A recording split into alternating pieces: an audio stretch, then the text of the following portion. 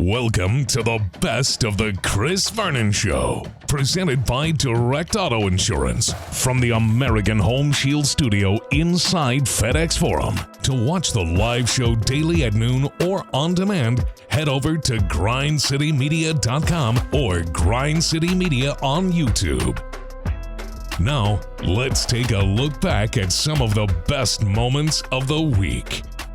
Here's one of the other things that has come up, and this was Dave McMenamin who wrote about this. So, obviously, there's no home court, right? Because, I mean, when you were just saying, for the 4 seed, in an alternate universe that we've always lived in, not this one that we're going to live in, that is immense to be able to get that 4 seed. Well, how much does it even matter to get the 4 seed now and have home court when there's no home court advantage and no fans to cheer you on, no, being at your house more, no, color uniforms or anything, right? Yeah. And so you have Dave McMenamin of ESPN laid out some of the ideas that top teams have floated.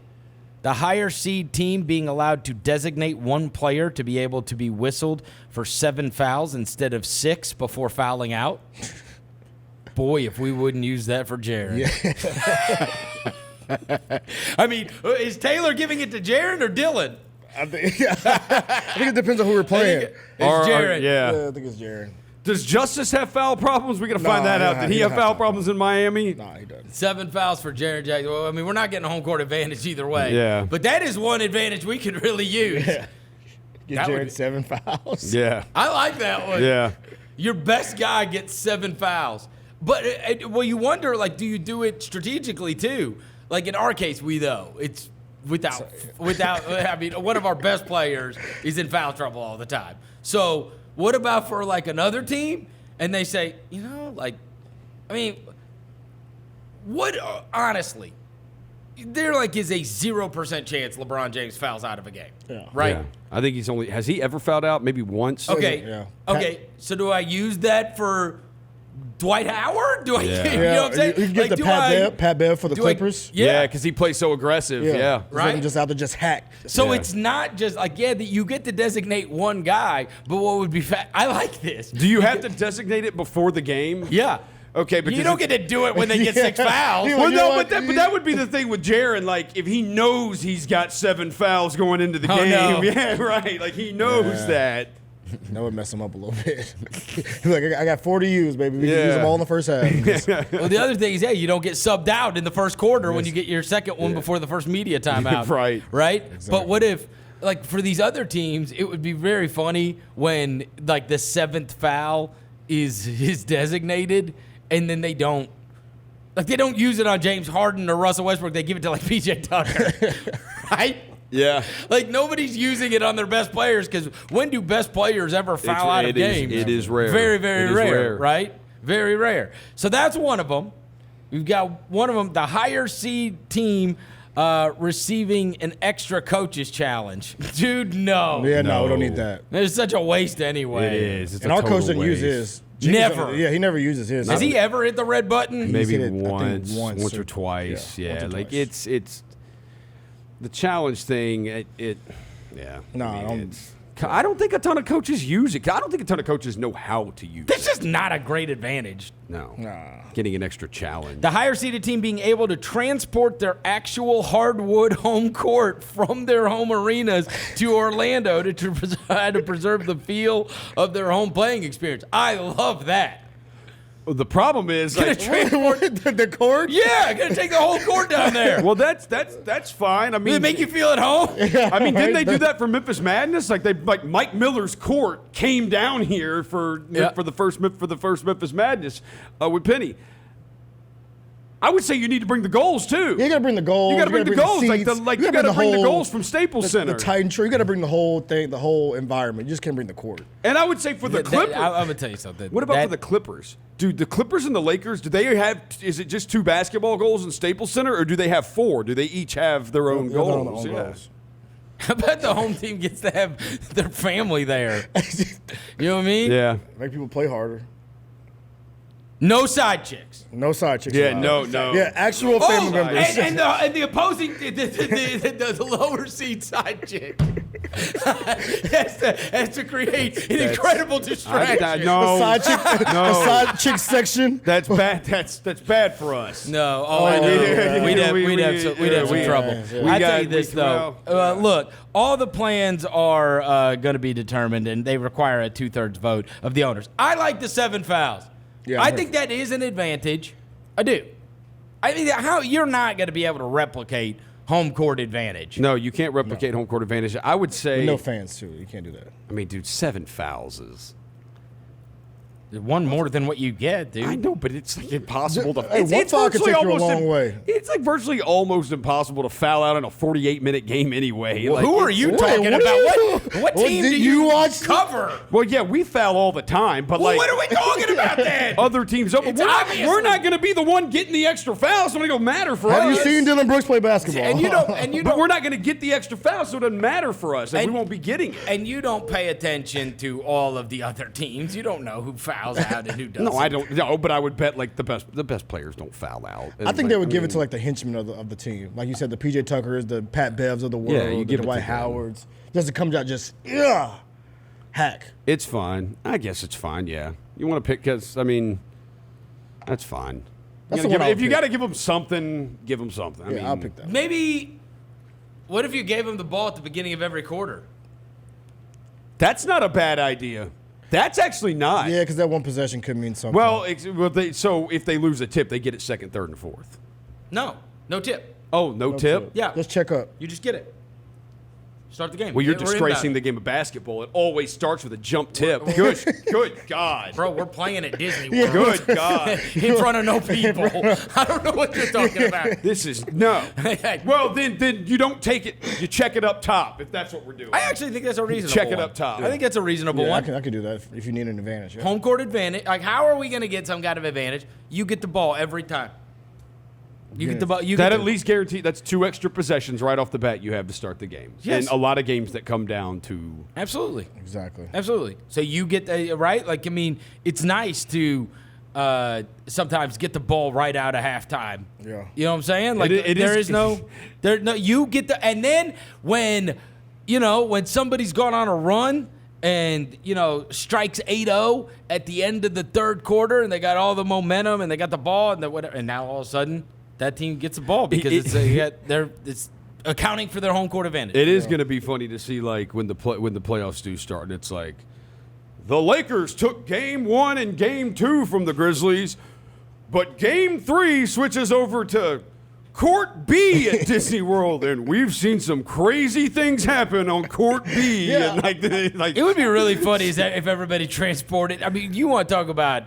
I mean, you can't have that many people. You see, we've done like the time lapse thing, and I've been in there when they're switching over from Grizzlies to Tigers. Yeah. It takes a ton of people. It takes a lot of people. I mean, when you're trying to, limit the amount of people, dealing with COVID-19. You're not gonna be able to switch out every quarter. Oh, wait, the Blazers, or whoever, Oklahoma City's game's next. We're gonna take a quick break to switch out the court so that it says Thunder on it. You know what I mean? Yeah, Maybe they could just have decals and rip it off, and then Like they go and stickers. put a Grizzlies decal on Yeah, there. they could do that. Like you rip off the stickers like I mean, they do. seriously, do you think any of these guys are like, "Ooh, now it feels like home," because the court? You know what I mean? yeah. I think this is a situation too where we really see like who is the best, and not the best team, but like there's no crowds involved, there's no environment involved. It's just your 5 versus their 5. Like who's the best? That's the way I feel. Like I feel like this could be like I mean, how good are you? You don't have the, When the it said crowd all behind How you. quick do you get your chemistry back too? Exactly. And it said all these RSNs, then everybody gets to fulfill their contracts or whatever. Yeah. So I'd imagine we'll run these just Yeah. as neutral games. Yeah. No. I think, Pete and Brevin basically would probably watch on a telecast. Yeah, Yeah. they probably do it from somewhere here in the Yeah. arena from You know what we have to do though? We have to get live court mics for this. Like I love Pete and Brevin. We want to hear the announcers, but I need like court mics, like where you can hear all the talking. No, who was it? I think it was Deshaun Jackson. Deshaun Jackson said if the NFL plays without fans, he goes, they need to mic up all the players. You have to mic up, not mic them up, just like mic up the. It was amazing for court. golf. It was. It would be so It was good. And you put it on the delay so you can get rid of the cursing. I told you about the UFC thing too. The UFC thing was unbelievable because you could hear the guys corners. from the side. Yeah, the corners. Like that guy, that Greg Hardy, or who was it? I can't remember which fighter it was, but he basically said, I heard what the announcer was saying. Daniel Cormier was the announcer. I heard him saying he needs to blah, blah, blah, and I did it. Like, he heard Daniel Cormier analyzing the fight. Let's go. I mean, it was crazy, though. But could you imagine? I mean, these guys, when Mark Jackson and Jeff Van Gundy start criticizing somebody and they go over to the side. He'll be looking like, What are you talking about, man? Yeah. You hit a shot and look over. Yeah. Here's the problem with when you say just put it on delay. Here's the problem with that, because you would have to have it on a significant delay, because you don't want some of these guys getting themselves in tremendous trouble. Here's the problem with that. It's a good thing Kevin Garnett isn't in the league anymore. I know. He cannot speak without. No. Here's the problem with that. Gambling. That's the problem. That's the issue with that. Oh, yeah. You would then take out all live betting and all live lines if you do it that way. Yeah. You can't delay it like that. Yeah. And then have, because it would have to be significant, Well, I mean, look, if if they can air the Lance Armstrong doc where he's cursing like 50 times in 3 minutes, like, You can have a channel like ESPN2 kind of thing. That would be super funny. Yeah. Oh God, if they had one of the channels that was just the unedited games, Yeah. and they put a parental advisory at the beginning. We need it. Like, give me Dylan Brooks talking. Who would watch the other one? No. I don't think kids. You got kids. You would. I don't think a lot of people would want to hear what some of these guys say to each other. I think they would be very, very offended at what some of these guys probably say to each other. A lot of N-words. Yeah. It's a lot of N-words. A lot of BAs and like it's it's like Jog. We read Jaw's mouth like from the like, oh God. Yeah, you're young fans. You're young fans. Like, and we're talking about. I mean, like, what did Pat Beverly say to these dudes? Well, no. Who was the one that when Crowder got into it with him? Oh, was it the New York game? Dang, who did he fight? That wasn't Taj Gibson, was it? No. Who was that? God, it seems. Oh, Alfred Payton. Was it Alfred Payton? Alfred Payton. That seems like 100 years ago, doesn't it? It does. It really does. But I mean, boy, if that was mic'd up, Lord. Oh, I mean, well, dude, we saw the one from when the Grizzlies played earlier this year when Crowder was on the team at the Lakers. Oh, when he looked right at Dwight Howard. Oh, yeah. Yeah, you Crowder called him a band. You got to rethink this whole mic'd up thing. Yeah, I don't know. I like it even more. It would been. I mean, we see it because we're close enough to the game. Yeah. But I mean, I don't think a lot of people would like to hear what some of these guys are saying to each other. Look, it's 8 and 9 seed. It's 4 games.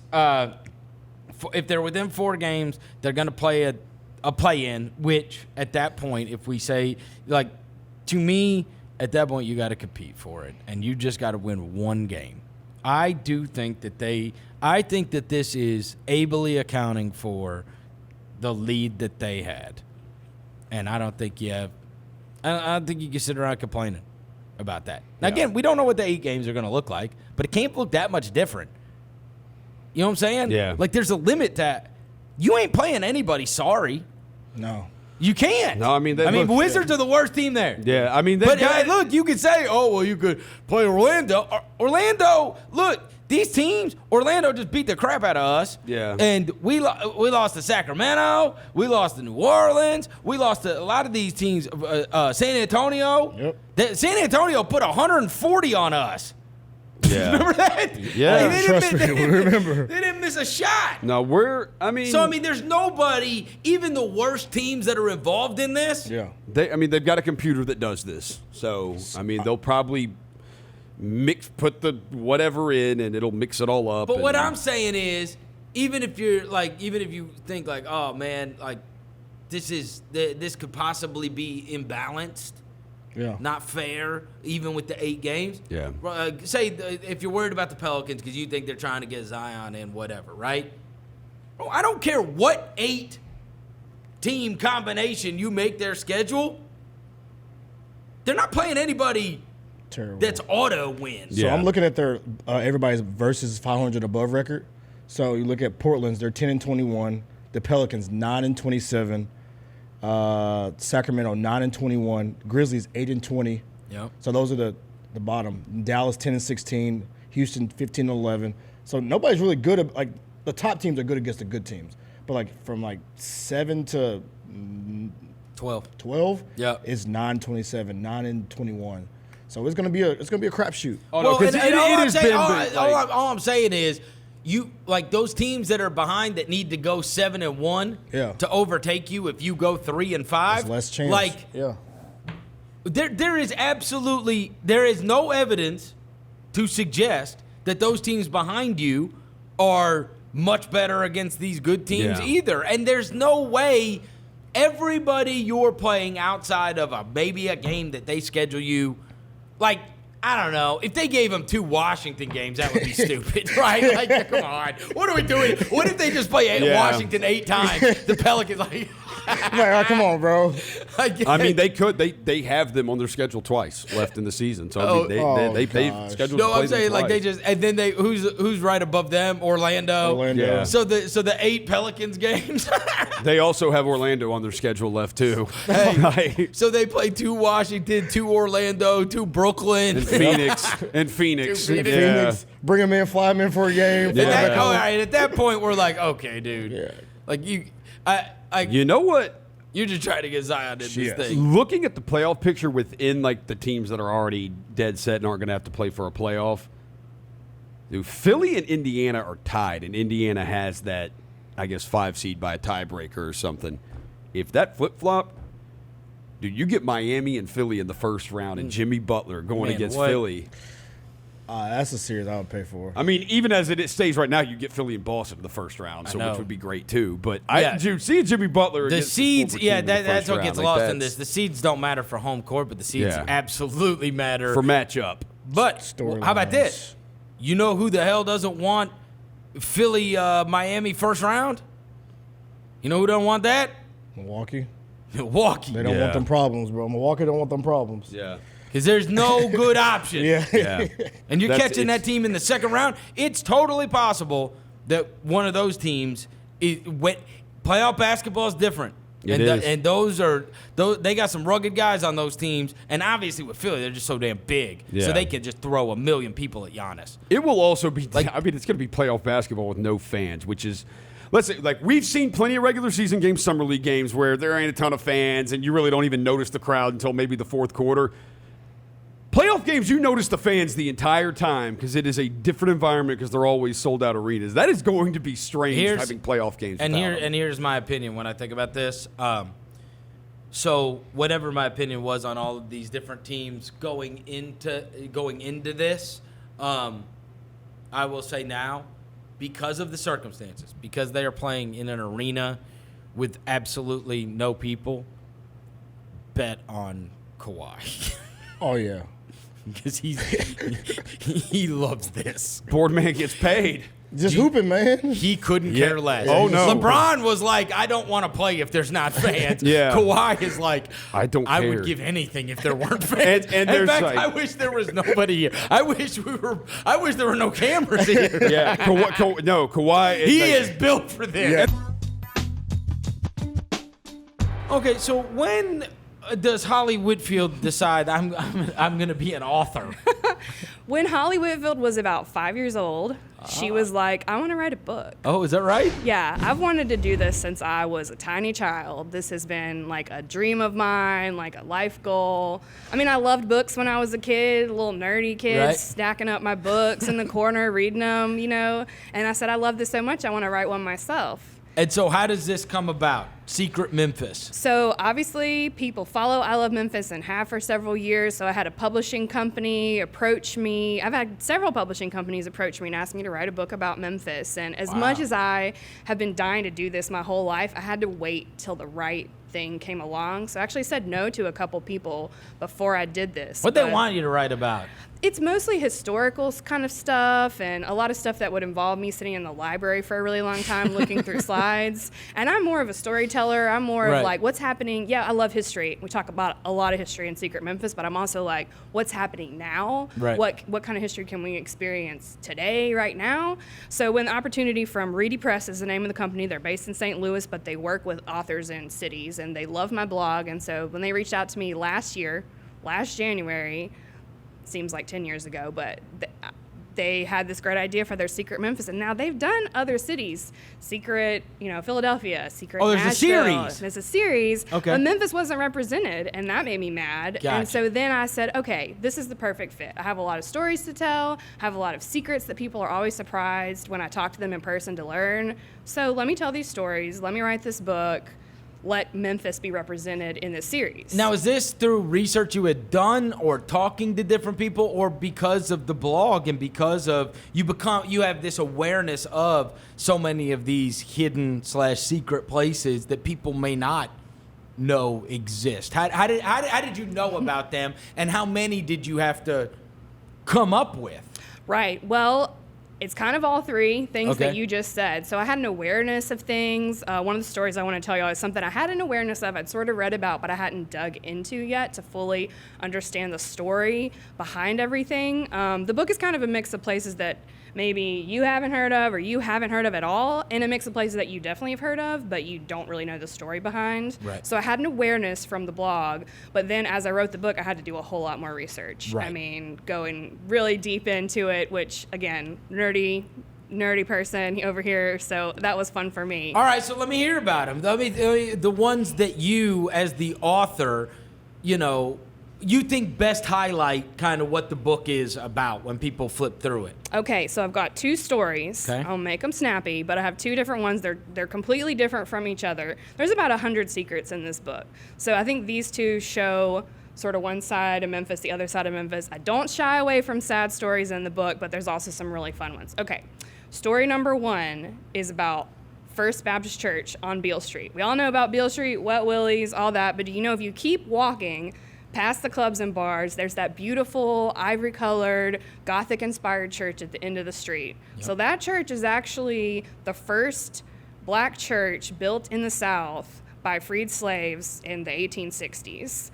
Wow. So we have kind of the mother of black churches is what it's called sometimes, right there on Beale Street. We want to go out there, we want to have our giant beers, we want to have our music and stuff. Most people don't keep walking, but if you keep walking, you'll see that church. And this really relates to, honestly, what's going on in the world right now. Memphis has kind of always been, the center of what's going on in the civil rights conversation. So 1890s, the church has been there for a few years. A woman who's a journalist named Ida B. Wells, she moves from Mississippi to Memphis. She's a journalist. She's an anti-lynching activist. As you can imagine, in the 1890s in Memphis, things were not great for black citizens. Beale Street is a haven for black businesses at the time because of segregation in our society then. So Beale Street is thriving. It's doing great. The church is there. And she, unfortunately, there's a lot of violence, and 3 of her friends, black businessmen, are lynched in Memphis. And so she writes about it for a newspaper called the Memphis Free Press that she publishes out of the basement of that church, which is still there on Beale Street. Oh, wow. And so Ida B. Wells has a plaque actually right in front of Wet Willie's. You can read more about her. But that's one of the stories I talk about. Maybe you've seen that church before, maybe you've seen that plaque before, but you don't really realize how important that newspaper was. The end of that story is, again, it ties to kind of what's going on right now. White Memphians were not super cool with what she was publishing in her paper. It went kind of like 1890s viral in the United States, what was happening in Memphis with the lynchings. And so, White Memphians didn't like it. So they marched down to the church, they went in the basement, and they set all her presses on fire.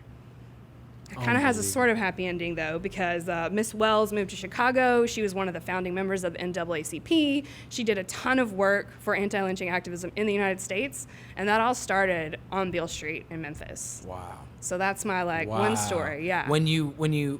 Do they still have services there, or is it simply a preserved church? Sometimes they still have services there. It's kind of here and there, especially right now. But they do. You can still. You can still walk into it. You can still go in there. You got to do a little research ahead of time, but you can still do that. To me, that's so amazing. It is that all of this is coexisting in one place. What history, right? Right. And right down from where people are watching basketball games or hanging out on the street.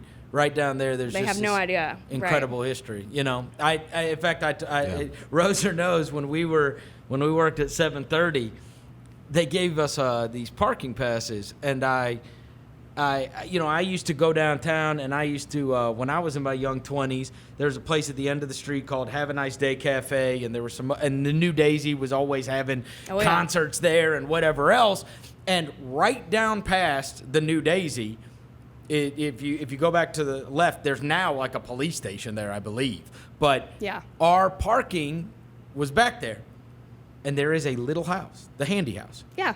Where W.C. Handy lived, and that's where we parked. And until we came down here, I've been on Beale Street 100,000 times, and they gave me this parking spot, and I'm walking past it one day. There's a group of school kids going to it, and I'm like, what the hell is this? Yeah, what is this little blue house? And no lie, in part, my son is named William Christopher because that was W.C., because I would see that every day, and it was around the same time as I looked at the thing, and my father's name is William, and my name's Christopher, and so I was like, that's awesome. It's meant to be. It is. This is meant to be. But like, even something like that, it's right off of Beale Street. Now we walk down a little bit further, and the history behind something like that is just that's preserved. That's the thing, is like, because Beale Street is known around the country. It's kind of like and people know Beale Street is a place you just go and get drunk. To party. Right. I mean, around the world they know it that way. Yeah. Music and party. It's like a Bourbon Street light. That's right.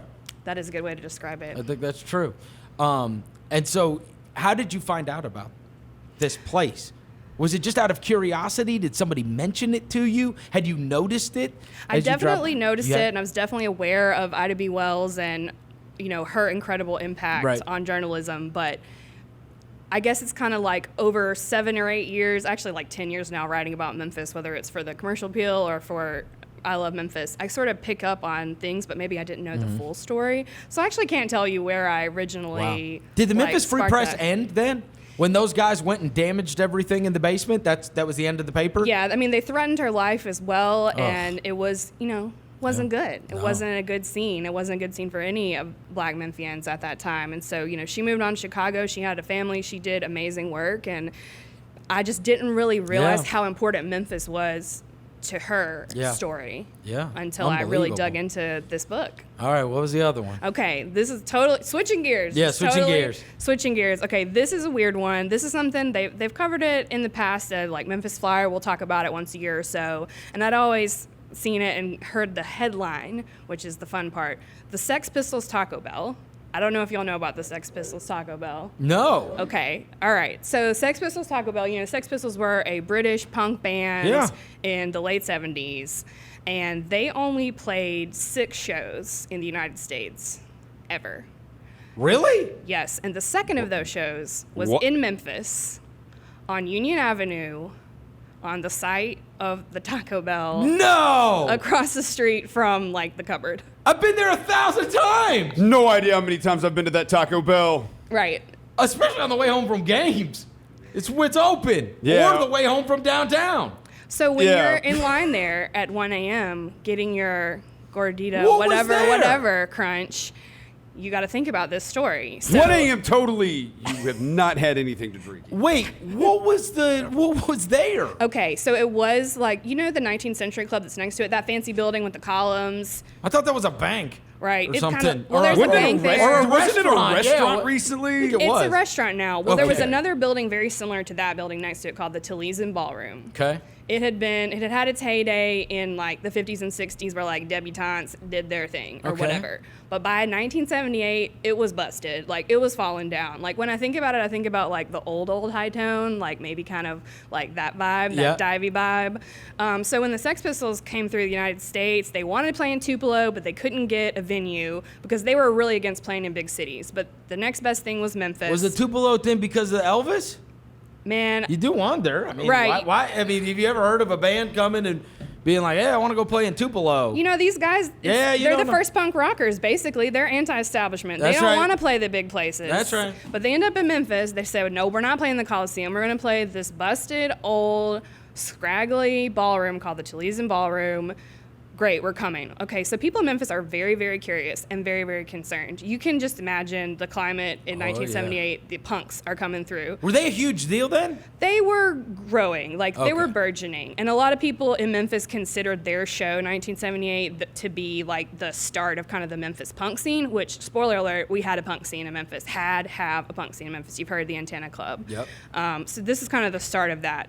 So let me paint a little picture for you. It's freezing cold. It's like January 6th. These punk rockers are coming to Memphis. The newspapers have been going crazy. If you had your show then, you would be like, what are these punk rockers going to do when they come here? We're so concerned. We're very worried about them and their safety pin earrings. Like, what's going to happen when they get there? Well, of course, the show, like, super duper sells out. They sell like 300 and something tickets to the show. Concert tickets then are like $3 also, by the way, which is a fun fact. Yeah. Okay, the night of the show, the fire marshal is like, wait a minute. This crumbling building is about to have all these Memphians in it. This is not right, and we don't trust these punks. So we're actually going to cut the capacity of the building like in half. So the fire marshal comes last minute, cuts it down. So then you have like 300 Memphians coming to that ballroom on Union Avenue. It's freezing cold. It's late at night, and unless they got there early, they're not getting in. They're not allowed to get in. So you've got the show going on inside, which is raging. Sid Vicious, has carved something terrible into his chest with a razor. He's on drugs. Like, it's wild in there, and the people outside are getting restless. They start trying to push to get in. They break some windows. Things are not going well. Anarchy. Yeah. I wanna be. Right. So they continue to play band their show. for it, right? Yeah. Right. They continue to play their show. They only play for 45 minutes. They do play God Save the Queen. People love it. A couple of Memphis proto-punk bands open for them. People outside are mad. I mean, it's really total chaos. And so the rest of that story to me is that not only did they sort of inspire the punk scene of Memphis to grow with Antenna and all of that, but then a few years later, they tear down the ballroom and they build on this historic site a Taco Bell. When? What year is that? Okay, so that is just a few years after the show, actually, that they built the That first Taco Bell's been there since the early 80s? Spoiler alert, again, they actually tore that Taco Bell down 10 years ago and rebuilt a new Taco Bell on the site of the old Taco Bell. Wait, so we're really far removed from the Okay. Sex Pistols now. I know. We're not even the same dirt. Is this Taco Bell declared a historic landmark? Yes. It is now. It is now. Yes! The Sex Pistols Taco Bell. And so every time I drive by, I thought of that, but I really didn't know the full story until I started. So they tore that doing down this. in the early 80s? Yeah, and then- that's how long that venue lasted? Right. Yeah. So that venue was on its last leg when they came through, I think is the main thing. And so, Sid Vicious died about a year later. Then they didn't tour anymore. They only played 6 shows in America? That's I know, it doesn't crazy. seem like that. It seems like, their For name a is a band household that name. for a band that Oh, big. yeah. Yeah. I mean, movies made about them, Sid and Nancy and whatnot. I mean, that's crazy to think that they only played 6 shows in America. And we're one of them right here in Memphis, where you can now Where Taco Bell is. You can get a chicken quesadilla, Yeah. a cheesy gordita crunch, and whatever else you want. All right, I must ask you, as you came so prepared. I mean, you're you think you've been an author for 50 years. With the prepared stories, the thing that you were surprised the most exists in Memphis. Of Ooh. all these things that you went through, that you were like, I can't believe that exists here, or that somebody There's told so you much. about that you were super surprised existed, that you had no absolute until you sat down to do this book, you had no idea. You had never even heard anybody mention that this existed. So I technically had heard of it, but I really hadn't paid any attention to it. It's the Chickasaw Heritage Park that's down by the river. The mounds, the Chickasaw mounds. I don't know Okay. if you've seen those. Okay, so they're literally mounds that are coming out of the earth. They look like, you look at them and you think, oh, those are Native American burial grounds or something like that. But they're right there in Memphis, and I'm like, okay, they're there. I don't really know what that is. Where are they? They're down by the Metal Museum, right by the river. I mean, right by the river. Okay. And so I'd seen them before. Somebody had said something to me before. I really hadn't paid attention to it. I kind of didn't believe, honestly, I don't know what this means, but I kind of didn't believe that they were legitimately an historic site. I didn't know where those mounds were built. I thought they kind of just called it that. But I was like, I guess I'm going to look into this when I do this book. Mind completely blown. Those mounds have been there for thousands of years. The Paleo Indians, like pre-Chickasaw peoples, built those. They're the first thing in Memphis ever, and they have been there. And I was still pretty skeptical. Like, are these really the same mounds? Like, did we build them back up in the 70s when we were trying to like do things and make ourselves be a tourist destination? No, they're legit. They're really still there. I mean, the feat of human engineering from the first, people to live in the Mid-South That is super incredible. crazy. Yeah. I want to go see them I now. do too. Yeah, and well, they're really steep, also, so be careful. Really? Yeah. They're big. They're really big, and they dip down in the middle, and there's a bunch more history about those mounds and in the area. I don't want to tell all the stories in the book. Yeah. But there's a lot more history about what role they played in Memphis. And that's where they lived. That's where they live. They use it as a fortress.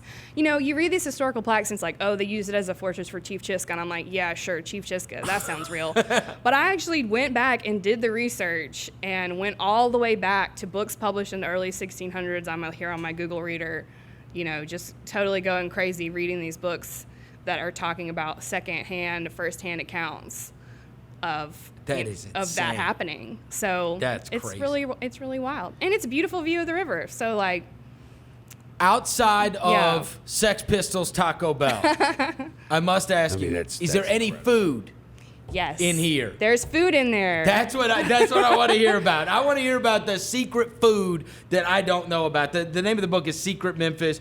It's secretmemphis.com, right? Secretmemphis.com. Yeah, and it's available at Novel, Burke's, Tiger Bookstore, all around town, or through the website, right, where you can get it autographed. Every copy comes signed, right? Exactly. So yeah, secretmemphis.com. Food. There's some good food in here. Oh. I mean, you may have heard of it, but you may not know all the stories behind it. That's the thing. All right, give me one that I absolutely need to go. If you were going to recommend one of the food things that is secret Memphis that I don't know about, because you're going to be able to name something I don't know about for sure. Okay, I don't know. Do you know about the Little Tea Shop? Have you been to the Little Tea Shop? Downtown? Oh, I've been to the one downtown. Okay. I have been there. A lot of people don't know about that one still. Yes. That's a really great one. Oh, it is great. Yeah, maybe I'm just craving those corn sticks, but, The place is so good. It's so good. It's down there by McEwen's, by AutoZone Park, right? Right. I have been there before.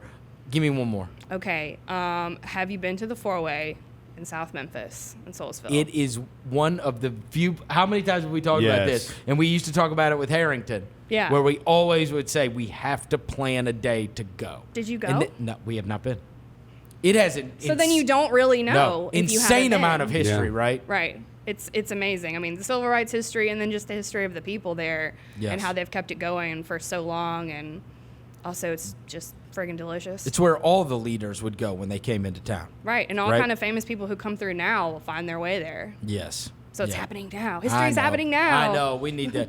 The Four-Way is one of those major ones that we need to check out for certain, right? The name of the book is Secret Memphis, A Guide to the Weird, Wonderful, and Obscure. SecretMemphis.com, and you can go get a Holly Whitfield signed copy. You can also find them at Novel, Burke's, Tiger Bookstore, all places around town. You can follow her on Secret Memphis. There's an Instagram account now. Yep. And, of course, I Love Memphis, as always, at I Love Memphis on Twitter and the other social platforms. All right. Well, as you know, TA, I'm very interested to hear what you think about. You have seen many NBA players, whether it is posting or getting involved, or in the case of Stephen Jackson, George Floyd was one of his high school friends. Yep. And I know you're close with Stephen, and you have seen the outpouring, and whether it is from coaches, whether it's from this organization with the Grizzlies, and leagues throughout. So, I mean, obviously, this is much different, I think, than anything we have been through before in terms of athletes taking the opportunity to make sure their voice is heard on something. And so I'm interested in hearing your perspective on that first, like in terms of seeing so many athletes taking this opportunity and using their platform to try to educate people, get a message out, stand in solidarity, etc. Obviously, that's a great tool to use. You know, being an athlete, you know, obviously you got a fan base. You know, people want to hear your side of things. Speaking out, pretty much. A lot of African American athletes are standing up, and you have other races. I saw Enos Canner leading the march. So just all different ethnic groups just coming together for this, you know, the sickening act that's going on. As we know, the guy, you know, stuck his neck. We found out the autopsy came back. That was the reason why he died. And I just think it should be a no tolerance rule for that.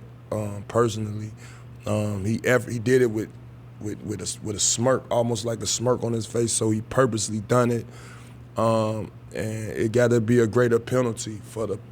I think they need to change the police academy tactics and how they detain people. You know, I think a lot of these police officers either they coming from hate beforehand, before they put on their badge. Some of these officers grew up taught like how to hate, you know what I mean? And then you get in position of power and you take advantage of it.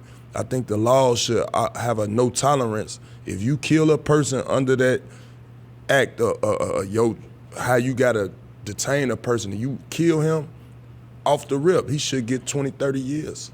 That should be the solution. Even excessive force. That should be the solution, man.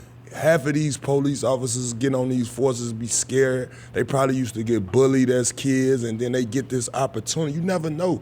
They got to do some type of evaluations, mental, background checks. It's a lot to be done.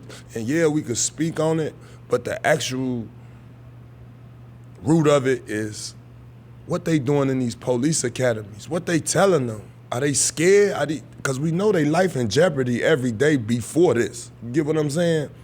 But are you scared to do this job? Do you got personal vendettas you want to get back at? Like, what's to you? You get what I'm saying? Because it's too many police officers getting off for this.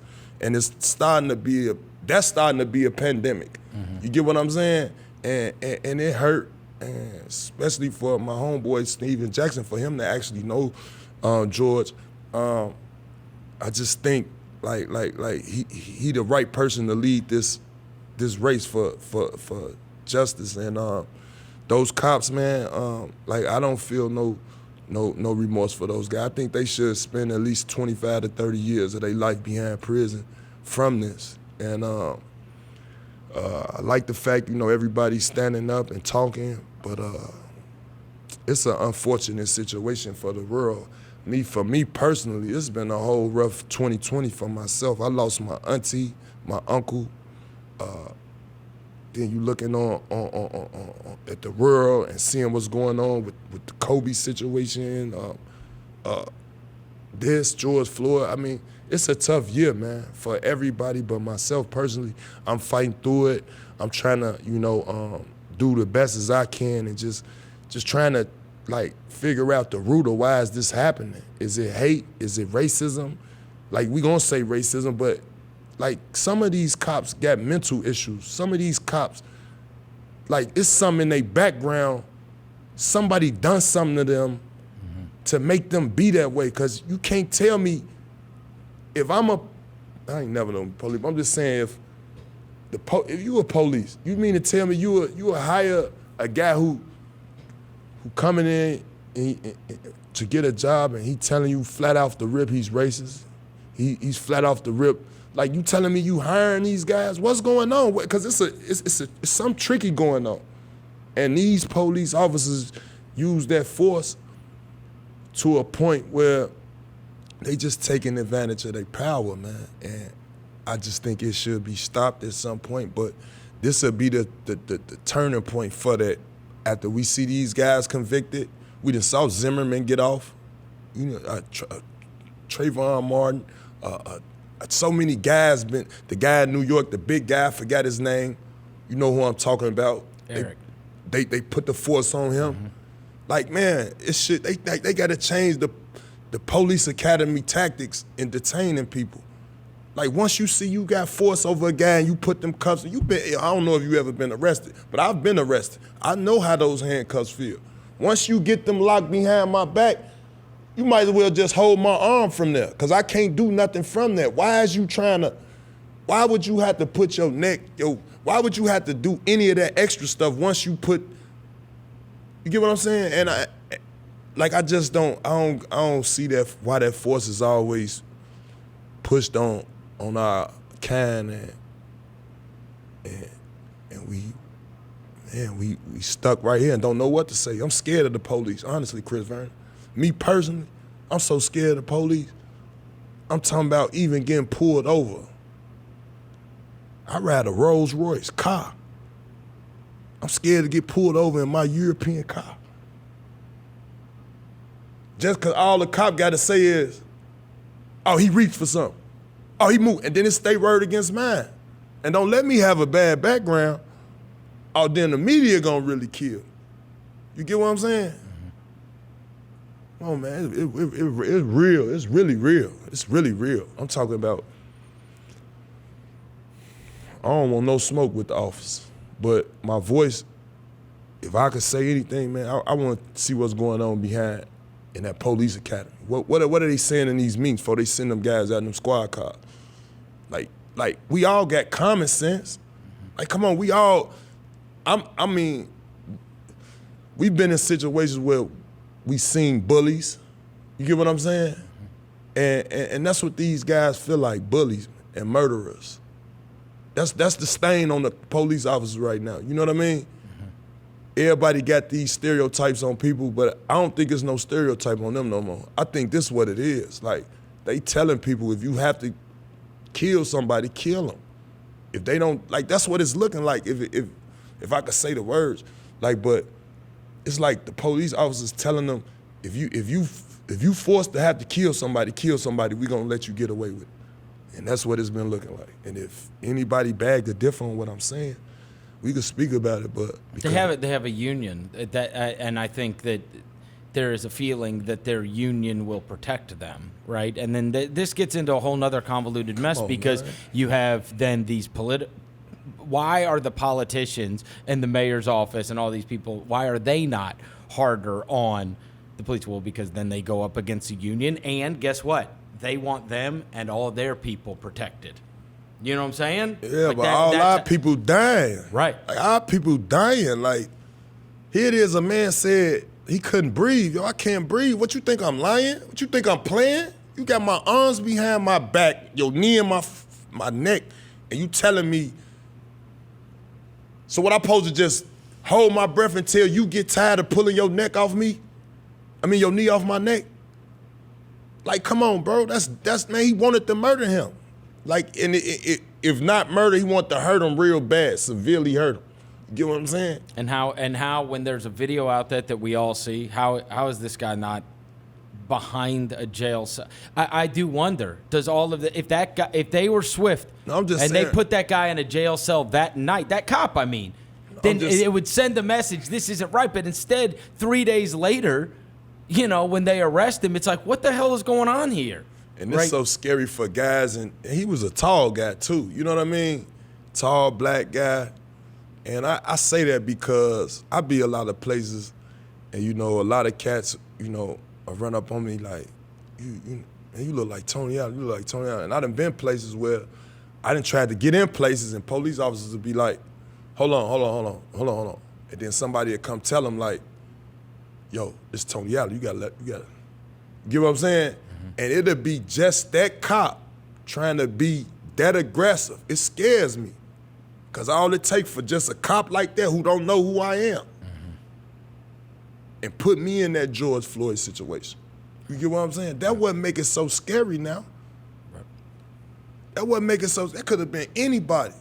You get what I'm saying? Do you think come on, man. When you were growing up, did you have a mistrust of police? Yeah, always. From an early age? Always. They were never the good guys. Never the good guys. I seen so many, like growing up in my neighborhood, I done seen the police put drugs on guys, put cases on them. I done seen the police beat up some of my friends and take them to the certain neighborhoods where they not supposed to be at, rival neighborhoods, drop them off, kick them out the car. You get what I'm saying? I done seen police just literally just beat up cats right at like that same way. You know what I mean? And this is from when you're little. And this was when I was in little, like, and I'm just hearing stories from the older cats just telling me about how the detectives and police get around, and they probably won't never, they're gonna get away with it as much as they could. But I mean, I think now that it's with the video cameras and the camera recording, I think they starting to come out the closet of what they doing, man. And what they doing is just taking advantage of the badge, I could say, man, because it's hurting. But you our can people. never remember a time where you thought the cops are the good no, guys and never thought- they're no. stopping the bad guys Never from thought us. that. I never thought that. Like, I never thought, because of what I seen, though, Right, Chris. Like, right. I saw this kind of stuff. So it don't help me trust them, and now it's got me even more frightened of them now. Like, like literally, you done actually seen on TV where a person reached for a phone, got shot. You know what I'm saying? You done seen women threw down on the ground, beat up. You done seen police officers punch ladies in the face. You done seen this. Why wouldn't you be scared of them right now? Well, and you weren't. You haven't been here. Obviously, we've talked a lot about Devin's situation. Devin went to go down to Memphis, Tulane. This is a year and a half ago. He gets pulled over for speeding. I mean, he's driving a nice car.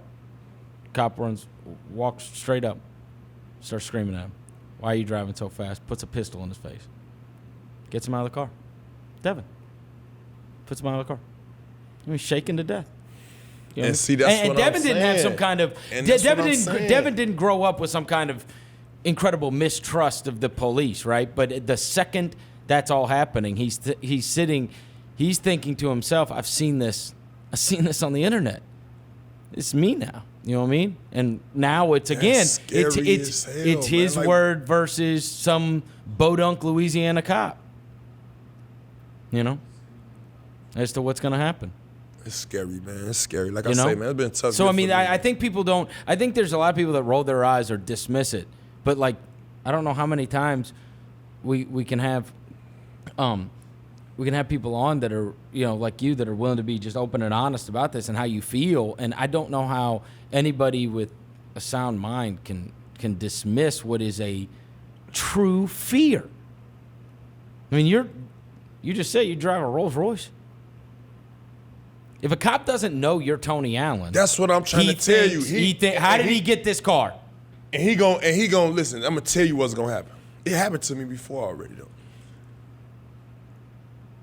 Strip the car down, search the car down. Do you got a gun? Yes, I got a gun. Can you please get out the car? Bro, I got a registered, here go my, this the identification. So I need you to step out the car. Well, I don't want no smoke. Let me get out this car right now. You get what I'm saying? It ain't, you. At first you used to be like, Were you pulled over for anything? Did they even say you were speeding or? he said that I, you know, when the light get yellow, he said I didn't slow down through the light. I shot through the light. That's what everybody does. Right, but he was bothering me. Yellow means speed up. I'm pretty sure I did that like 4 times on the way to work But- this morning. What kind of maniac stops at a yellow? Yeah, Don't you- right. And then he was hiding to it, so it, Oh, so he was God. hiding, so it was like, so as soon as I shot through the light, I got through the light. I'm driving, then all of a sudden I see but make a long story short, he searched my car. Why? I don't know. Because you ran a yellow light? I don't know. I don't even know. I think, no, you know what? Hold on, I'm not gonna hold you. I think my tires were, my ex, what's it called? Oh, yeah. The Registration? Registration. It was like Your tags? Yeah, it was like a month after or something. But they was coming. They was in the middle. He looked it up online. He did all that. He got insurance, all that. And So he asked what I'm telling you this story is because I didn't want to bag the difference and be like, no, bro, I'm not getting out the car. I didn't want to just stand my ground because I didn't know how aggressive he would have took it. Mm-hmm. You know, but in reality, you supposed to just roll your window down, give him your stuff, roll your window back up. But nowadays, they taking it to a greater extreme and trying to see if they can find something or trying to see if they could just get some type of storyline. You know what I mean? And so it's scary to kind of ride sometimes, knowing that. We searched your whole car because you have expired tags. No, That's what I'm saying. I didn't have a lot of the registration stuff to show them at first. I didn't have nothing to show them. Oh. I just told them this car is legit. Oh, pretty much. Well, that's not. I mean, you know what I'm saying? Like, Yeah, but now I'm Tony Allen though, brother. I understand. And that's what I'm trying to tell you. Yes. That's what you just asked me. Yeah, like yeah. if he don't know you is, Right, I'm giving you an example. That's right. Where he didn't know who I was, and he took those extreme measurements Mm-hmm. to find out if this car is legit. Right. Which was cool. I didn't trip. But once he found out who it was, he let me go. But I was frightened. I was scared. And just he could have gave me a benefit of the doubt. Didn't nothing happen, but I was scared. And it happens sometimes. But he could have been a bonehead, pounded my car, did all the, like, you get what I'm saying? Mm-hmm. And it's just scary at all times, man, being around the police. How many times do you think you've gotten pulled over for nothing? I ain't really get pulled over though, cause I'm doing speed limits. I do the speed limit. I might slide through a yellow light, but other than that, I'm staying out the way. Staying all the way out the way. You don't see the news? Why wouldn't you stay out the way? Mm-hmm.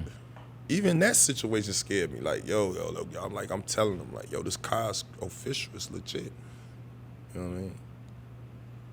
And those type of situations can go in today's world with the police.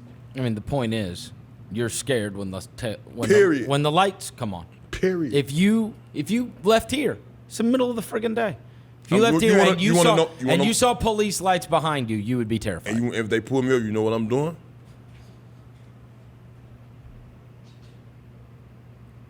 I'm scared. That's scared, literally. If I've been pulled over before and I did that, and the police said, "Man, put your damn hands." No cap. Come on. No cap. I'm dead ass here. So you do that, and you could also be kind of like undermining them, And and they kind of take offense to that. So it's like you don't even know how to really what's the way to because if you do something wrong, they shoot you. Get what I'm saying? And then when you do this, they think you undermined. So it's like they got you by the. I don't. I mean, and I hope that anybody that's listening to this can understand as you're listening to Tony. No, and this is obviously real you've heard life, Devin what I'm before. saying. Look, I'm being dead serious with you, Tony. Yeah. That has never crossed my mind. When you get Ever. pulled over by the police? Never. Oh, Tony, It's Tony, never- I was gonna That's say, crazy though for y'all to no, say that. I have 'cause been pulled over for expired what tags. That's what you fear. I've been pulled Me over- as being I a know. black man. I know. I'm talking about as a black man. I'm talking about these. I know. Man, hold on, Joe. I've been pulled over for expired tags. And I'm all Tony I got Allen. was a warning. Cool. All right. Thank God be the glory. But every officer don't know who I am. Understood. You get what I'm saying? That's right. So it's either, And you're physically imposing. and I'm big. I'm Yeah. 6'4", 225. Slow down. About 235. Put on a little weight since the playing days are over. I'm saying that to say I could come off intimidating to an officer who probably, I don't know. It's scared. That's all I'm saying. And a lot of times when African Americans like myself get put in those situations, you look on the news, you look on your Instagram, you look on your social media. What's been a steady thing that's been going on? Police injuring. And it's never little, guys, Okay then. to your point. You know what I'm saying? So that's what I'm saying, It's man. like And we this- could bring up a lot of incidents. We could bring up a whole lot of incidents. You get what I'm saying?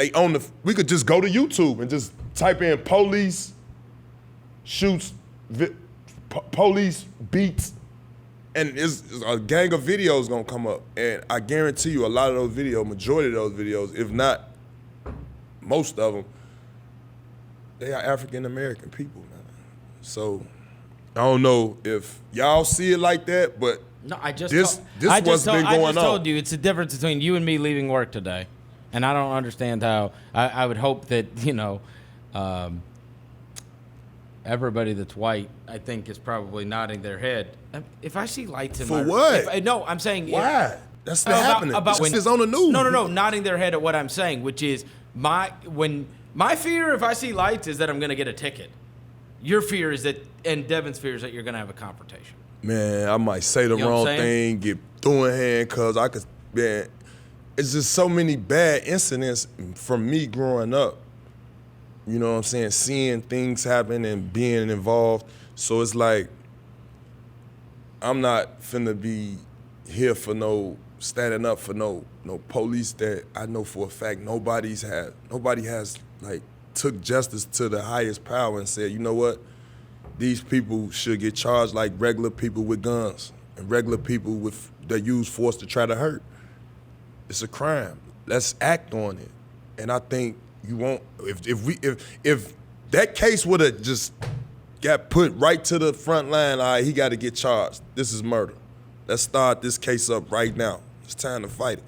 And the verdict came quicker than what's going on now. I don't think you'll have this many riots. Because we want action. We want some results. I think as the people, we want results, man. People getting away with this, and it's starting to look like that's the norm, and that's not. That's not. I mean, so many people have fought for it to be changed, and I don't see no change. I just see people tweaking the system, and it's looking like it's in favor, of the police winning in each incident. Like Trayvon Martin, I mean, just go back to the Zimmerman guy. Like, these guys are getting away with this, man. Really getting away with it. And this one felt like the real tipping point. It feels like we've had those in the past, but this one has elicited a greater outrage / call to action, I think, than ever before. Yeah. Because I don't know how any sane person can see that video and not think, what the hell is going on? This can't be. And it's crazy, too, because my son be like, Daddy, slow down. The police are going to pull you over. Slow down. And then he always thinking, like, the police are going to go get the bad guys.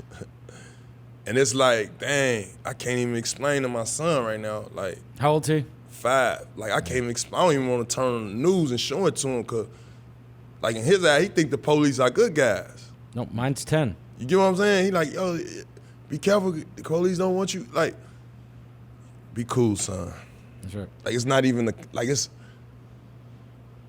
I think talking to my son about what's going on right now might be harder than talking to him about as he get older and going through puberty and what he's going to face. It's absolutely hard. Like, I think this would be a harder conversation. Well, I mean, but right before you came in, my son, William, his best friend Evan, from the time he's been 2. I mean, that's the first person he knew, and they're like brothers. And Evan's black, and Lavelle, his father, I talked to him last night, and I was like, have you said anything to him? Because they're on headsets. They're 10. They're right. on headsets playing video games. And I do wonder if they've even spoken about it. And we both said, we just don't want to destroy the innocence. All they know is love. You know what I'm saying? And like, it would be incomprehensible to them to think, this kind of stuff happened, and then try to explain that to them and what's going on, because all they know, right? I mean, it's never even been, I mean, obviously they're not the same color, but it's never been, I've never even heard it come up ever. You know what I mean? They're just friends. They're friends. They love each other, and they've been friends since the time they were 2 years old, and now they're 10 and they're playing together. And I actively, Tony, turn off the news. I do. Yeah, you got at to. home. You I don't want him to see it. I don't want him to know. You got to. I'm not ready for him to think the world is not what Me he neither. thinks it is. Me neither. And when my son go to school, it's crazy. So many like ethnicities in the classroom itself, and he knows everybody by name. Like, so it's like I preach that to him and give him the science behind it, and then it's like, oh, I got to pick a side now, and it's like, these my friends. I love this girl. I like this guy. These Kids my are the friends. ones that have it right. Like these the kids that they shouldn't even it shouldn't even be none of that, man. If they gradually grow into liking each other and becoming best of friends and not even looking at what's white, what's black, and just pure honesty and friendship and love, I think that go beyond the color. Me personally, I got a good friend now, my boy Randy, white guy. I love him to death. That's my brother. I know Randy. I'm talking about, hey, I lose my mind over him. You hear me? If anything happen to him, that's my boy, Randy Poe. That's my guy. Ever since I met him, it never was about no color. You get what I'm saying? And that's how I take my friend, man, from love, loyalty, and love, man. Love, life, and loyalty, it all go together. You know what I'm saying? It don't got nothing to do with no color. You get what I'm saying? I know that's true. Let's just, man, we could get the world like that. We get the higher ups thinking like that. You get what I'm saying? Or the whoever in control of all these, what else going on, these police academies and getting these folks the proper help, the proper mental guidance, they might be the ones that need the therapy, the counseling. They might need to be getting the evaluation before they put on that badge, man. And realize what's what you fighting for, man, because you the police there to protect and preserve, not beat and kill. Get what I'm saying? So I think it started with what they doing at the police academy, man.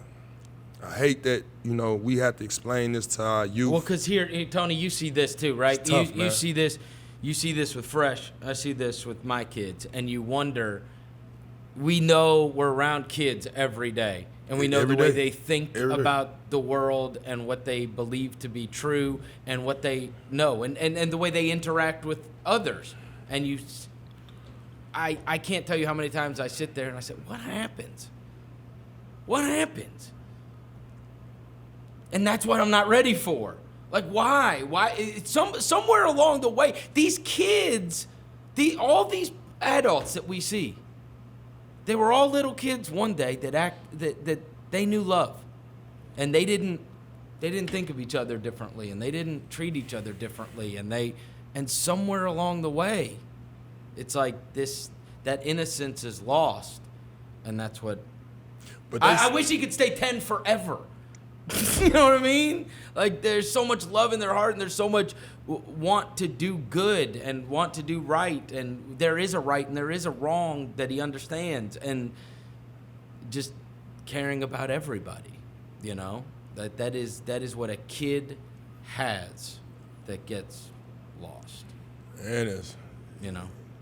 Yeah, we could change the narrative though. Like I said,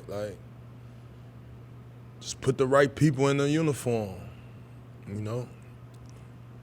That's all. If you got some hidden agendas before you coming into this, I think it needs to be set in stone. Like, man, it's right there, man. We doing the right thing, standing up, expressing our feelings, our voice. But the swift action to this is obviously that is base level stuff to me. Right? Like, you had those guys. I saw one story last night, and forgive me if I'm getting this off, but like the guys that were involved in another killing, and everybody's body camera was off, all gone. Like, it's not negotiable. Like, what are we talking about here? Why is your body cam? Wait a off? minute. You know what I'm saying? And that's the thing. So when like, the body cam, why your body cam off? Right. So that's a murder. That should be murder. Like, no, it should be a no tolerance, man. That's right. Serve and protect shouldn't be beat and kill. This is easy. That don't add up to it. Right. It's beat and kill. Every video, beat and kill. Serve and protect, beat and kill. It look odd to me, man. Well, the crazy thing, all right, so we talked about you've got a son, he's 5, right? Your daughter's in college. Yeah. You 21. You say anything to her about She this? watching it right there with me as we look. What does she say? None. I mean, she's off at college except for this coronavirus, but I mean, that's what I was she saying. would be off at college. She would be off at college, but right now she just been staying tucked, looking at it. She been doing a lot of praying and stuff. Her and my wife, they pray a lot. So, like, for the world itself. So, they just taking it one day at a time and hoping for, you know, justice and change like everybody else. It's just like I say, it's sad. Like she's really into religion. And yeah. Like your wife is. Yeah, and so they just every time I leave out the house, they say a prayer for me. You know, just little stuff like that. And then it seemed like a small thing on an everyday basis. Like, let me pray for you before you go out. But guys, my frame, my size, my build, you know what I mean, my skin, you have to do that because you never know what could happen. And not just with the police, just in the world itself. Like, we talking about racism and things that nature. It's people, it's cats that's coming out here, kids going to shoot up places, and it's all type of stuff going on. But the mental aspect of the birth and how they growing up is part of the reason. So if you feeding racism in your kid and your seed as you grow up, and they get into these higher positions like it's a police, what you think gonna happen? Right. So what were they around? Like that being negative and feeling like that don't come overnight. Right. And I grew up in the gutter and never had not one feeling about a white person. Like, never cared to whether you was white or black. Like I'm from the Chicago area, 95th and Princeton Park, the Lone Home Housing Authority. There was no white people in there. Ain't no white people there. So when I see white people, it's like, oh, they look, like at growing up, it's like, oh, what's up? You cool? You all right? Love. All right. You get what I'm saying? Because of me being so just not having nothing. I don't got no use to not hate nobody. I don't need to hate nobody. I don't got nothing. You get what I'm saying? Yep. A white person might be my friend to help me get something. That's how I always looked at that. It ain't never been no racism in me. I ain't never cared about no color. You get what I'm saying? Right. But everybody ain't me, and that's what I grew to realize, that certain people's stance on it is different. But, I mean, this right here speaks on that racism issue because of how it's so bluntly put in our face. Like, video camera, we seeing it, raw footage. And so you speak on racism. But me starting out, it's like, it gotta start from within. You gotta be genuine, true to yourself. Like, all right, I don't feel no type of way about nothing. If we could put our minds on something to get something done, then that's gonna be the solution. I can't feel no type of way about you because of this issue and this going on. No, what you think? I'm gonna hear your opinion about how you feel. Okay, you feel that way. I'm sorry you feel that way. I don't feel that way. You might be a racist. I'm not, but I still got love for you. Stay out my way though. You get what I'm saying? Don't touch me. I ain't gonna touch you. Show respect. I give you respect. That's how you supposed to move as an individual. You get what I'm saying? Yep. Proper preparation gonna prevent poor performance. See what I'm saying? So I ain't got no time, no energy for that. You get what I'm saying? That ain't my field. I don't even see racism, honestly, until I turn on the TV. You get what I'm saying? My everyday life, I got friends I call all the time that's white guys. I don't see that, Chris. Excuse me for even talking like this, but I don't see it, bro. When in my everyday life, you know what I'm saying? When I'm going through. But when I turn on the TV, it's sickening. It make you cry. It let you know that that's going on. Yeah. So you can't turn your eye to it. You can't not speak on it. We got platforms to talk about it. Everybody talking about it. But we just got to change our approach and how we take on the situation. Let's not choose no sides. Let's just go ahead and do everything we could do to improve love, man. That's it. The only time, and this is a moment of levity, the only time I can say that I do feel like you see race is if I bring up a white guy and say he could score on you.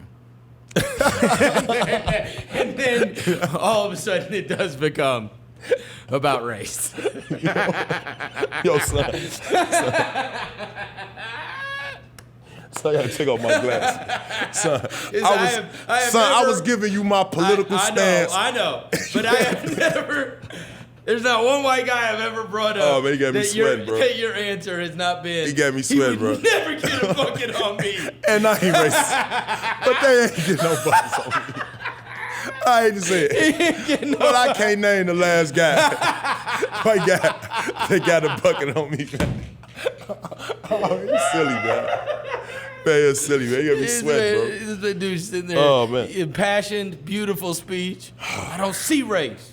That's where it stops. And then TJ McConnell takes you to the rack. Y'all funny, man. You never score on me. This has been the best of the Chris Vernon Show, presented by Direct Auto Insurance. Tune in to the live show daily at noon or on demand by heading over to grindcitymedia.com or Grind City Media on YouTube.